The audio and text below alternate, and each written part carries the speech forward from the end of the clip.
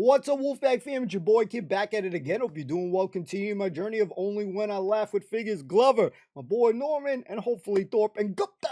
I like Gupta. He's a cool character. So we gotta go watch some more. Go get your snacks, ladies and gentlemen, because snacks is not included. Them, and you gotta bring your own. Fancy a cup and go make a sandwich, whatever you need to come kick it with me, and hopefully have a laugh alongside me. Let's go. Snacks not included. Let's freaking go.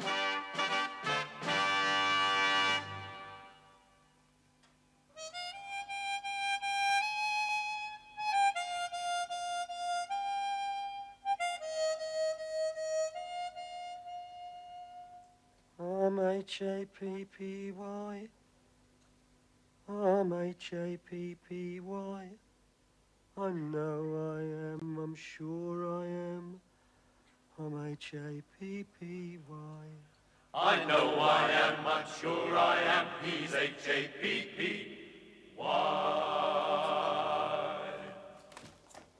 Don't do it, Archie! Doctors have been wrong before now, and life is a precious gift. I'll ring the Samaritans. Oh, shut up, Figgis. There's been an accident. Terrific crash right outside the hospital. It's over now. You've missed it. Where have you been? Exercising the porter's whippet. Now I've got my legs back, I thought I'd better use them.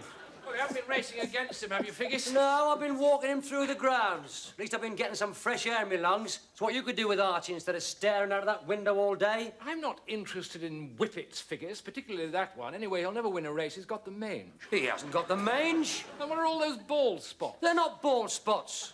Well, the other dogs have bit him. They're jealous of his speed. Speed? He's only had one race and he finished last. Well, that wasn't his fault. He put his foot in a piece of chewing gum just when they started.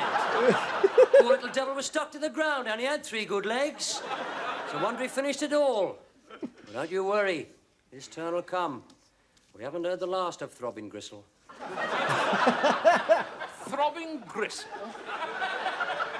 What a name. It's very descriptive. That's what he's like when he's moving. Throbbing Gristle. Ooh. He's getting a real turn of speed, Archie. You should have been there. No, you should have been here, Figgis. Terrific collision. You missed a real treat. Oh, have I, Archie? Much blood, was there? Anything particularly gruesome to report? Could you hear the cries of the wounded? What are you getting at, Figgis? Only that after the pure animal joy of exercising a whippet, I find your interest in road accidents rather macabre. You and Norman watched those ambulances arrive like a couple of vultures. I wasn't watching, Figgis. I just heard this loud bang, so I went across to look. This yobbo had come down the hospital road in a souped-up banger doing I don't know what, some incredible speed, and went straight into the side of this Jaguar. Oh, wait a minute. If you weren't watching, how do you know he was doing an incredible speed? Well, you could tell just by looking at him. Leather jacket, cowboy boots, and a medallion. Absolute rip. I feel sorry for the chap in the Jag. Well, of course you do. That's your class solidarity coming out. You know, you've got to try and free yourself of this irrational prejudices, Archie. What about your irrational prejudices? You can't stand chaps who drive in shirt sleeves and have Kleenex tissues in the back. Precisely. None of us is impartial. Well, you didn't see the blighter when they got him out. He was reeling and staggering. He'd just been in a car crash, Archie. What do you expect him to be doing? Handstands? Well, I think he was on drugs, or drink, or both. He was lucky to get away with a few cuts and bruises. Of course, there may have been something internal. That's right. Let's look on the bright side. Well, at least it happened right outside a hospital. Thorpe and Gupta were on the spot almost at once. Yeah, well, business has been a bit slack just lately, hasn't it? It's no joking matter, Figgis. Of course it isn't. And come away from that window, for God's sake. We'll get enough of that when Norman comes in. He sits in that garden watching the crossroads and doing his basket weaving like one of those old ladies round the guillotine.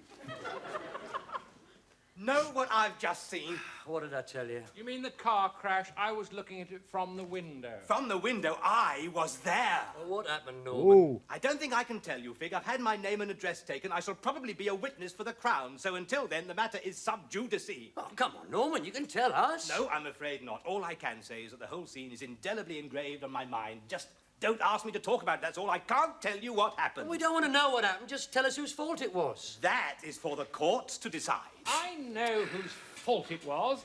I don't know why they allow cars like that on the road. They're probably held together with string. Hello. We've just been talking about the crash. Did you see it? A maniac in a hot rod rammed a Jaguar. How do chaps like that get licenses? That's what I want to know. That was me. Set up. Well, that's your bed over there. Can you manage? Of course I can manage. There's nothing wrong with me. Nothing wrong with him. He's out on his feet. probably on his way home from an all-night party. I wouldn't be surprised if we didn't get the breathalyzer in here before long. What did I tell you? Here's the fuzz. One of these in someone's garden. Yours, I believe. 7. That's supposed to be lucky. Not for me, they weren't. Well, Ronnie, if you will, hang them from the windscreen and obscure your vision. How do you know my name? That was on the windscreen as well, what was left of it. Along with Maureen. We're not looking for Maureen, are we? Nah. It's not Ronnie and Maureen anymore. Lucky for her, she could have ended up the same as the dice. I wasn't going fast. Weren't you? This isn't the first time we've had words, is it, Ronnie? I've had to stop you before and warn you about speeding. In fact, I remember giving you some sound advice about your future behaviour, and what happened? You drove away with my gauntlets. Look, I wasn't speeding, I was slowing down. Oh, yeah. Perhaps you better tell me what happened. He doesn't have to answer any questions, not in his condition. Who are you, sir? Solicitor? This is hospital, mate, not a courtroom. How do you know he's fit enough to answer questions? Hey, he's only got a few bruises. You don't know that. I suggest until you've had the results of his X-ray, you go off and catch a few burglars. That wouldn't be very easy, sir. You see, I'm in traffic control. That doesn't give you the right to hound a motorist in his bed. Now, would you mind keeping out of this, sir? And what if I don't? What are you going to do, handcuff me to the bed rail? I must say the idea does have a certain appeal, but I don't think it'll be necessary. Ronnie looks fit enough to me. How do you know he hasn't got concussion? Oh, come on, sir, please. No, I wasn't speeding, I was going to outpatients for treatment. Now I'm in here with concussion. Only went 'cause I had a rash on the back of my hand.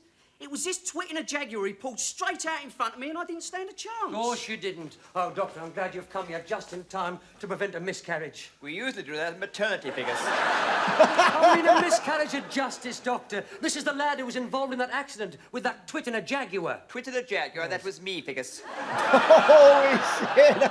Now get back to bed and let me examine the patient. Holy shit. I was wondering, sir, if he was fit to make a statement. I don't see why not, officer. Let's have a look at him. Oh, my God, not you again. Now, don't be apprehensive, Ronnie. No hard feelings. I'm a doctor first and a motorist second. How many fingers? 2, and I don't like the way you're holding them. Seems all right to me. I don't see why you shouldn't make a statement. But I've got a headache. Of course you got a headache. You hit my car like a guided missile. I wasn't speeding. Weren't speeding. You're just a blur coming down that road. Fortunately, you don't have to take my word for it. Gupta was in the car with me. See him. What was your impression, sir? Mr. Top is quite blameless. He's a very good driver. The other car was going too fast, in my opinion. Yes, in your opinion, but let's face it, you're not used to English traffic. A bullock cart would seem fast to you. That is true. I do not like the traffic here. I prefer to walk. But Mr. Top stopped and kindly offered me a lift. I see. Where was that? Just outside the hospital where those 2 yellow lines are drawn. Specific. See, what happened next? Mr. Top was very careful. He checks the mirror, then he looks out of the window. Nothing is coming. Then he puts his hand out of the window to indicate and says, "Hang on to your hat, Gupta, here we go." Then there is a time and my head is hit on the window. Hang on to your hat, Gupta. No, Here we go. Yes, well, Gupta, I don't think we need chapter and verse. On the contrary, sir, I think we might need even more than that. Yeah, well, so do I, but that's all we've got. What a pity there weren't any other witnesses. Oh, but there is. The young man over there. He witnessed the whole thing. What? Yes. In fact, I was just about to take his statement. Oh, well, boy. No, I can't allow that, not just at the moment. He's still undergoing treatment. See the high colour, the red spots on the cheeks? Feverish, yes. Highly excitable. You'll have to wait till he calms down. Could I have a word in confidence? What is it, Glover? Well, I don't think there's any need to take a statement. I think that we could settle this matter here and now. Ah. I can smell alcohol. I believe you're right. Now you mention it, so can I. I wonder, sir, could you ask him to blow into this for me? Certainly. Ronnie, I wonder if you'd mind blowing into this bag for the officer, just to show you weren't drinking before the accident. No, I don't trust those things. Well, they're very dependable. It's a mere formality. You can't expect me to blow into that. I haven't got the strength, I'm sick. You're not too sick to blow into a bag. All you have to do is put it to your lips and give it a good sharp blow. Look, just like this. See, there's nothing to it. Excuse me, sir. Yes, what is it? The crystals have changed colour. Uh-oh. You're doomed. What's happening now, Figures? Ronnie's down in X-ray and Thorpe's drinking gallons of water. Do you think Thorpe's a secret drinker? More than probable. Often happens to professional men, pillars of the community. It's the pressure. Figures, if Thorpe drank, he wouldn't be able to do his job properly. That's what I mean. We always thought it was incompetence. Of course, there were signs. Every time he leans over me, I swear I can hear the clink of a hip flask.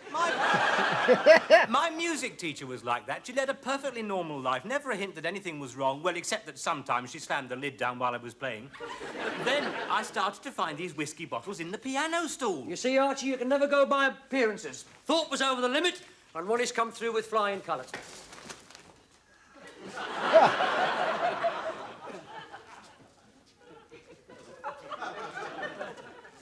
Well, so you saw the whole thing, Norman. I can't tell you how delighted I am to know that I could a witness of your caliber. After 30 years of blameless motoring, that means something. Yes, Doctor? Now, tell me, Norman, what exactly did you see? I can't discuss that, Mr. Thorpe. After all, you're involved. Well, of course not, but he was going too fast, wasn't he? You saw him. He was speeding. I didn't have a chance, did I? Come on, you little pig, tell me what you saw! I hope you're not trying to tamper with a witness, Doctor. Of course not. Good, because you're in enough trouble as it is. I don't think so. I think the officer accepted my explanation. I simply had a drink when I got back into the hospital to calm my nerves. Oh, yes, well, I don't think you're out of the wood yet. And if he wants a blood sample, I suggest you take it out of your big toe. With any luck, it won't be down there yet. I don't think that'll be necessary, Figures. I keep telling you it was not my fault. What exactly did happen, Doctor? Well, Fetch me that wheelchair, Glover, and I'll show you. That'll be my car. Hey, wait a minute, Norman, you grab that one, I'll be Ronnie. Now, I was coming out like this. Right, now I'm coming down the road. Show me exactly what happened. Right, Figures. This is crazy. When are you going to get started? I'll be by you in a minute. What are you waiting for, Glover? We haven't released the handbrake. Jesus, bro. All right, Smarty. Well, with all these precautions, I'm amazed you managed to hit each other at all. That's because you're not going fast enough. Change cars and I'll show you. Right, Norman, come on now. Go faster this time. Faster, Norman. You can go fast. Norman! My God, not you again. Again? 2 times in 1 day. Mr. Thorpe's got to take another breathalyzer in 20 minutes. Did you hear that, Oh, Norman? shit. Sounds as if it could come to court. You could be the star witness. Do you think so? I've always wanted to take part in a real courtroom drama. I'm quite looking forward to it. Well, I'm not. When you've been in as many courtroom dramas as what I have, they tend to lose their fascination. They'll tear you to shreds in there. They won't do that, will they, Fig? Of course not, as long as you keep a clear head. A clear head, a good barrister would make mincemeat out of him. All I've got to do is tell the truth. Ah, but the truth is a subject that has perplexed philosophers through the ages. I know what I saw. And I have no reason to doubt you, Norman. You were sitting in the garden with an uninterrupted view of the road when Mr. Thorpe pulled out sharply into the traffic. Well, yes, I suppose so. Objection, you're leading the witness. Objection overruled. You said, I suppose so. Now, I don't want you to say anything you don't mean, but remember, accidents don't just happen, they are caused, and it's quite natural to speculate, but speculation is not proof. On the other hand, you are a very observant young man. You always win at I Spy, I've noticed that. And honest, haven't you got an O level in divinity? Yes. Did you hear that, gentlemen?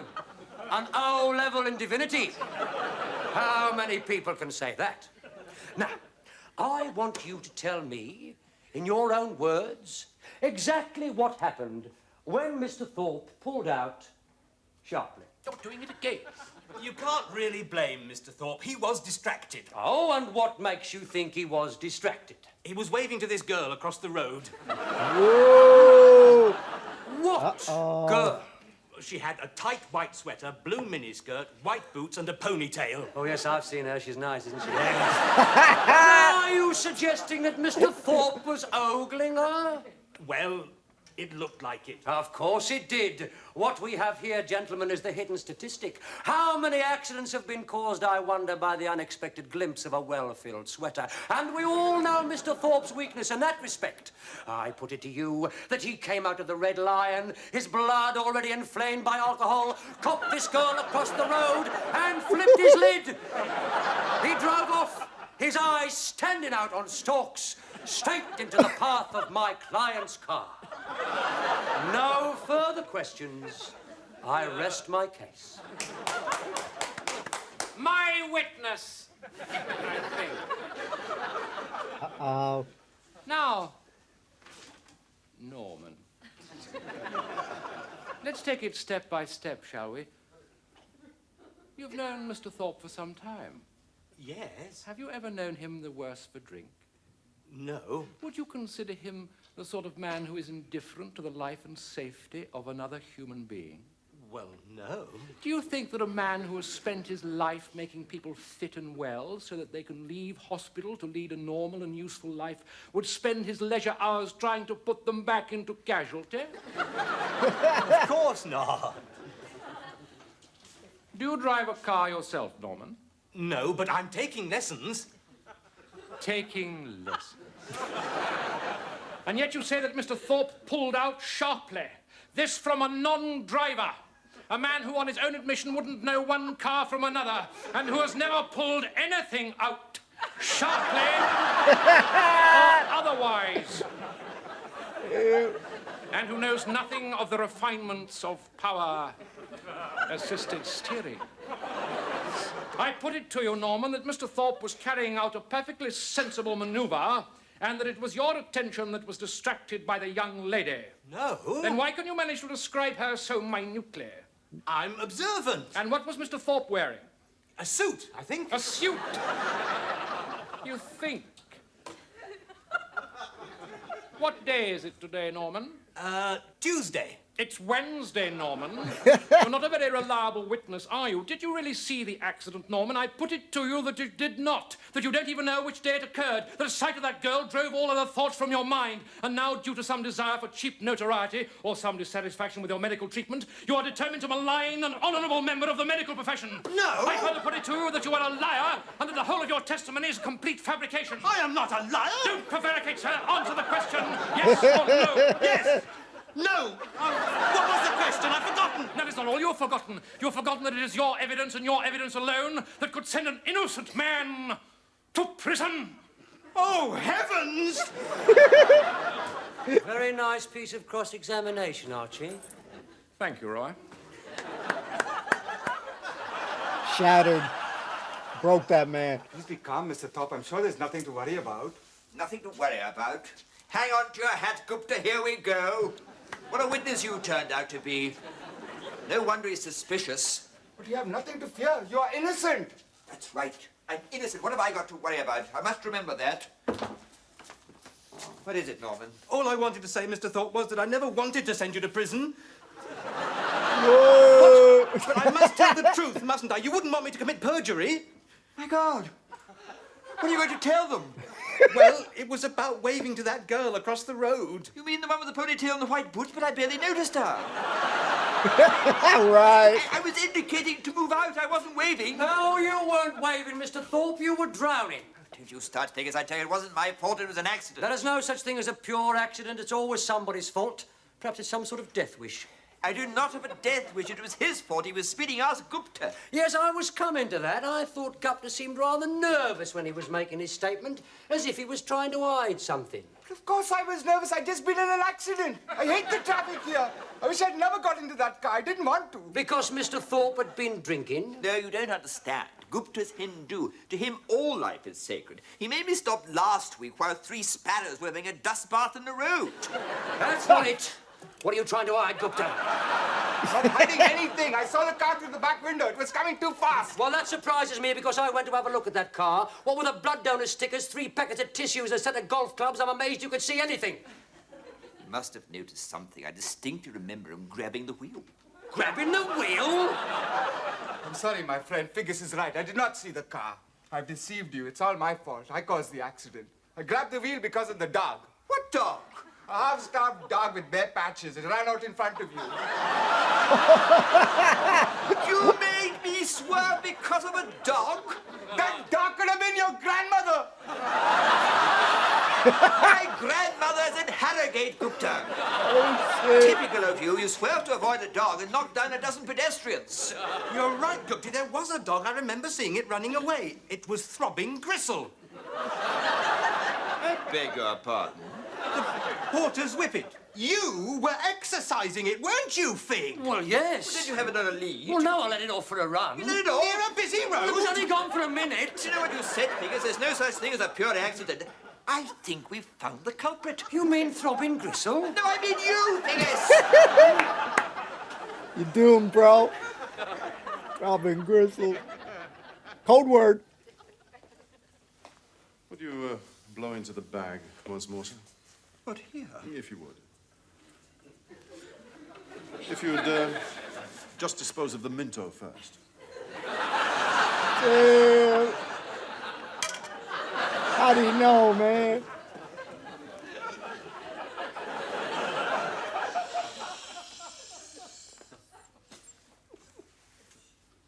Ah, you appear to be clear, sir. You mean there'll be no charge? We're not ogres, sir. Of course there won't be any charge for that. That just leaves parking on a double yellow line, driving without due care and attention, and failure to display an up-to-date excise license. Apart from that, you're in the clear. Of course, it's not for me to decide. That'll be up to the chief constable. Told ya, his fault. Not exactly. There is the question of exceeding the speed limit. I wasn't going fast. There were no brake marks. Ronnie, there were no brakes. There was also play in the steering, the ball front tyre, and an insecure roof rack. Look, just because I've got an old car, there's no need to be vindictive. He's right. The state of that traffic out there, that accident could have happened to anyone. No, sir. Accidents are avoidable. I've been in traffic for 10 years, never had a scratch. That's because everybody gives you a wide berth. I don't blame them. You never miss a chance to persecute the motorist, do you? On the contrary, sir, one of the worst aspects of this case is the way a pet was allowed to run unrestricted on a public highway. I shall be informing the chief constable of that as well, sir. Good day. Good day. Ha, figures. He's left his gauntlets. Oh, quickly, Gunther, before he thinks we've stolen them. You told him. Well, he wanted a statement, Roy. I had to tell the truth. Well, couldn't you have bent it a bit? He's a regular little George Washington, isn't he? Do you know what you are? You're a grass. I just hope that you can live with it, that's all. Wow. But it was my public duty, Roy. Don't you talk to me. In fact, after this, I doubt if anyone will talk to you again. You can carry your duty too far. And come away from that window. You've caused enough trouble. He's in a hurry. Of course he is. He can't wait to get down there and file his report. Thanks to you. Hey, look out! What's happened? He's just hit an ambulance. Is he hurt? He's limping a bit. Oh, dear, oh, dear. What's a tragedy? Oh, well, that spoiled his record. It certainly has. He was going out of the no-exit gate. What? And you saw him? Well, where are you going? I'm keeping out of the way. I'm not going to be a witness again. What are you talking about? What about your public duty? Come on. We're going to give him your name and address. Oh, shit. It's one way to get out of this shit.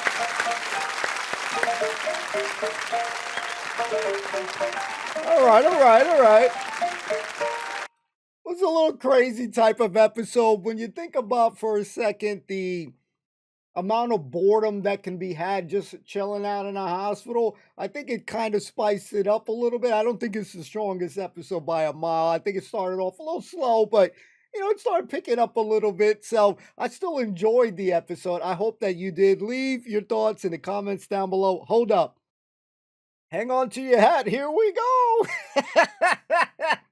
Oh, shit. My dinosaur went down. Shit. All right. Yo, this was definitely not the strongest episode. I felt like it was a slow burner in the beginning there, but I think it did rev up, not to be cheesy here. And it ended up getting kind of good. So, because when you think about it, at least, well, in some hospitals now, you got one bedrooms. Then maybe you might share with another one. I haven't been in a hospital or an accident or anything like that, so I don't know. But, you're going to be kind of bored in a hospital. So this is exciting shit happening. Obviously, you don't want no one injured or anything like that, but it's exciting, news here. It's exciting action that's happening here. So, you got this guy, my boy Glover here, looking like he was gonna jump and shit, so Figures is like, yo, don't jump, essentially don't jump and shit.